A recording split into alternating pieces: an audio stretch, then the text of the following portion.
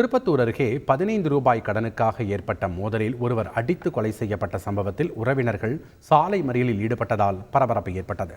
ஆம்பூர் அடுத்த குமாரமங்கலம் பகுதியைச் சேர்ந்த ஞானசேகரன் என்பவரது கடையில் அதே பகுதியைச் சேர்ந்த செல்வம் என்பவர் ஹான்ஸ் வாங்கி கொண்டு அதற்கான பணம் 15 ரூபாய் தருவதாக தெரிவித்துள்ளார்.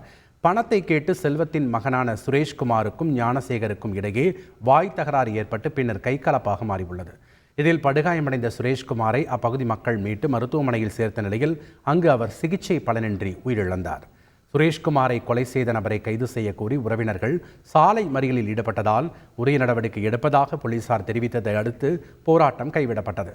இதனிடையே ஆம்பூர் சட்டமன்ற உறுப்பினர் விஸ்வநாதன் உயிரிழந்த சுரேஷ் குடும்பத்தினரை நேரில் சந்தித்து ஆறுதல் கூறியதுடன் இறுதிச் சடங்குகளை மேற்கொள்ள 10,000 ரூபாய் நிதியுதவி அளித்து அரசு சார்பில் நிவாரணம் வழங்க ஏற்பாடு செய்வதாக தெரிவித்தார்.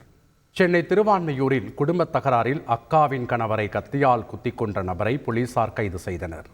திருவான்மியூர் கடற்கரை குப்பம் பகுதியைச் சேர்ந்த ஏழுமலை என்பவர் கேஸ் ஸ்டவ் பழுது பார்க்கும் தொழில் செய்து வந்தார்.